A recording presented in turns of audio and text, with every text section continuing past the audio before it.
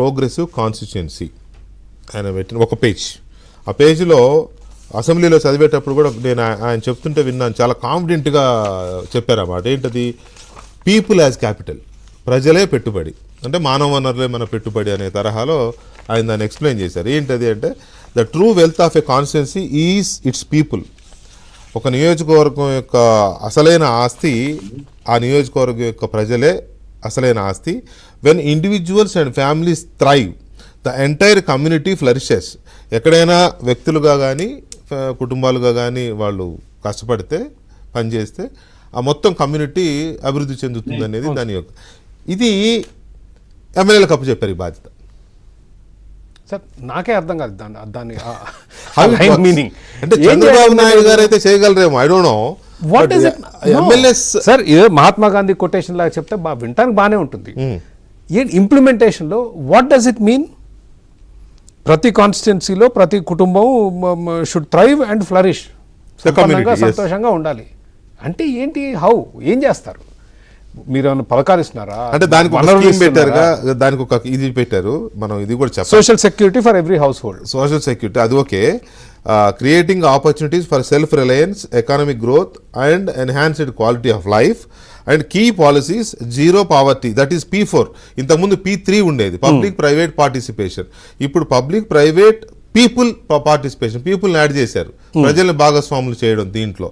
దీని ద్వారా వస్తుంది అనేది పాపులేషన్ మేనేజ్మెంట్. పిల్లలు కనమని కూడా ఆల్రెడీ చెప్తున్నారుగా, 140 కోట్ల జనాభా పిల్లలు కనమంటున్నారు. ఎందుకంటే ఇంకొక 15-20 years తర్వాత యంగ్స్టర్స్ ఉండదు, యూత్ ఉండదు అనే ఉద్దేశం, అది క్లియర్ ఓపెన్ గా చెప్తున్నారు. Sir what I'm saying is, మీరు ఒక నియోజకవర్గంలో ఒక ఎమ్మెల్యేగా ఉండి మీకు ఈ కాగితం అందితే ఏం చేయాలి మీరు? నేను ఎమ్మెల్యే అయ్యేది లేదు. సరే పోనీ ఆ సానుభూతి చూపిస్తున్నాడు టీడీపీ ఎమ్మెల్యే ఈ కాగితం చేరింది. వాట్ ఐఎమ్ సేయింగ్ ఈజ్, ఇప్పుడు ఆయన ఇచ్చిన ప్లానింగ్ లో కూడా చూసుకుంటే 10 సూత్రాలు guiding principles. What is new? Ramakrishna garu ఏమన్నారు? ఒక ప్లానింగ్, ఒక ప్రణాళిక ఉండాలి, ఒక గోల్ ఉండాలి, బాగానే ఉంది. కాస్త పుస్తకం చదువుకున్న వాళ్ళకి మనకే it is so vague.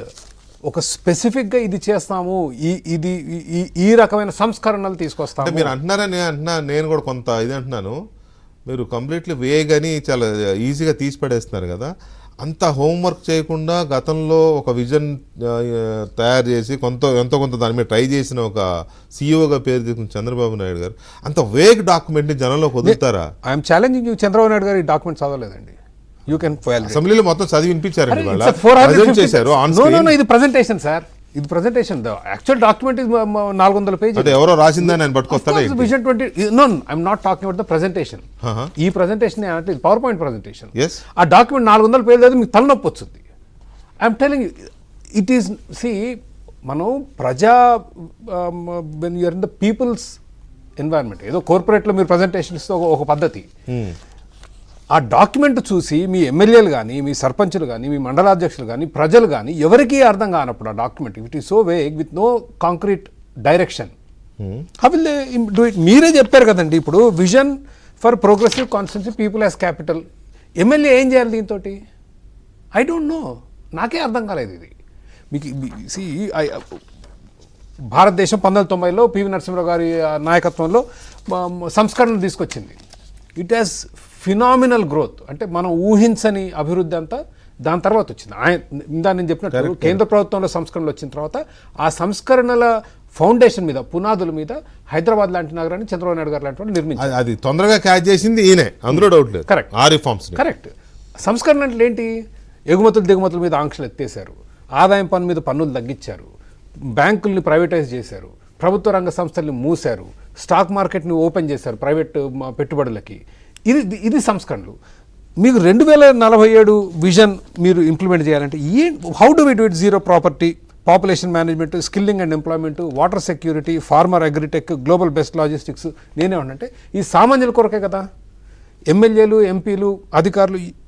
I'm saying మీరు అది ఇచ్చి వాళ్ళు ఇంప్లిమెంట్ చేయమంటే it is not eligible, meaningful, coherent అంటే సరళంగా అర్థమయ్యే భాషలో లేదు అది.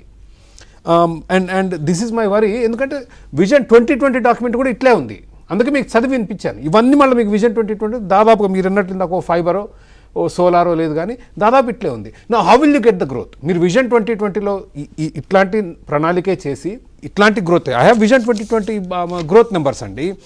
Cumulative aggregate growth for GSDP 10.3% ఇచ్చారు. ఇప్పట్లో 15-16% కూడా లేదు, రాలేదు, 7% వచ్చింది. దెన్ మీకు అగ్రికల్చర్లో అగ్రికల్చర్ పర్వాలేదండి, బాగానే చేశారు ఆ 2020 విజన్కి. ఇండస్ట్రీ అంత చేసిన రాజశేఖర రెడ్డి గారు, చంద్రబాబు నాయుడు వ్యవసాయం అంటే దండగా అంటాడు, అది రాజశేఖర రెడ్డి గారు బండ వేసిపోయాడు దాని మీద. ఇండస్ట్రీ అన్నారు 11% ఇచ్చారు, ఏది విజన్ 2020లో 8%. సర్వీసెస్